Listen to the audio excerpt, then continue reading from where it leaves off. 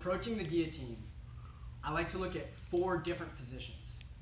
So we have top, bottom, and then we have rolling through, or we have the wrong side. So top is really simple. My opponent's any position that's on their back. This could be anything that looks like, traditional top control. So traditional side control, if I have the head wrapped, now I'm just guillotining from top side. Mount, same thing. If I've wrapped the head, I'm hitting a mounted guillotine. I can also look at doing that from quarter mount when my foot's tucked in. I could still be locked in half guard, attacking from the top. There's times where I'll even be in like a modified full guard, but if I can reach the head, I'll still stay on the guillotine. So we're looking from any position where I can kind of pin their shoulder blades down is a top position. So that's fine, attacking the guillotine from top. From bottom, same type of thing. So I'm here, that could mean close guard. That could mean butterfly or single butterfly on either side. It could be half guard.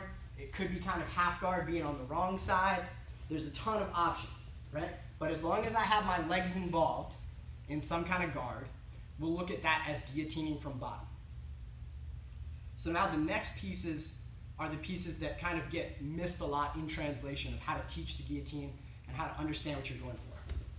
So over here, when we look at my opponent rolling through, that means they're gonna follow my hand as it comes in and forward roll. So anytime they roll through, boom, that's this position.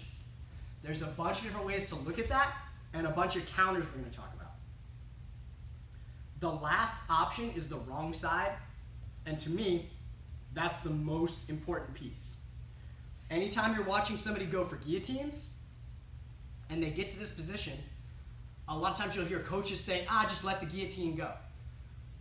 This is one of the biggest positions where you can greatly increase your effectiveness at hunting the neck. So when we're talking about the wrong side, we're talking about as I go for a guillotine, my partner moves away from their head and their legs go down to the mat.